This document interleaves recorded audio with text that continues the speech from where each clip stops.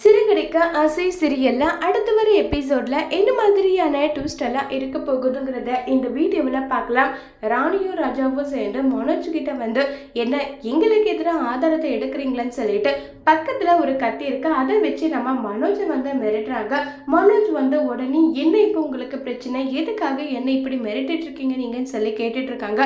பின்ன நீ பண்ற வேலைக்கு வேற என்ன பண்ணுவாங்க, உனக்கு எவ்வளவு தைரியம் இருந்தா நீ இப்படி பண்ணுவ, இப்ப வெயிட பார்க்கலாம், அந்த வீடியோ ஆதாரத்தை இப்ப நீங்களாவே ரிமூவ் பண்றீங்க, இல்லைன்னா என்ன பண்ணுவனே தெரியாதுன்னு சொல்லிட்டு மிரட்டுறாங்க.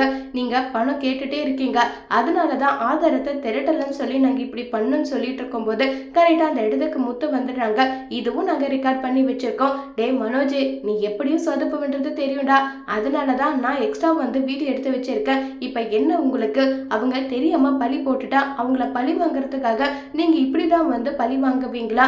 அவங்க ஏதோ ஒரு விஷயத்த தெரியாம பண்ணிட்டாங்கன்னா நாங்க அதை பண்ணலன்னு சொல்லிட்டு நிரூபிக்கணும், அதை விட்டுட்டு ஏன் இப்படி பண்ணீங்கன்னு சொல்லி கேக்குறாங்க. அவங்களுக்கு அவ்வளவு விசுவாசமா இருந்த எங்களை வந்து இப்படி எல்லாம் பழி போட்டா நாங்க அதுக்கு பழிதான் வாங்குவோம்னு சொல்லிட்டு ராஜாவும் ராணியும் ஃபீல் பண்ணிட்டு இருக்காங்க.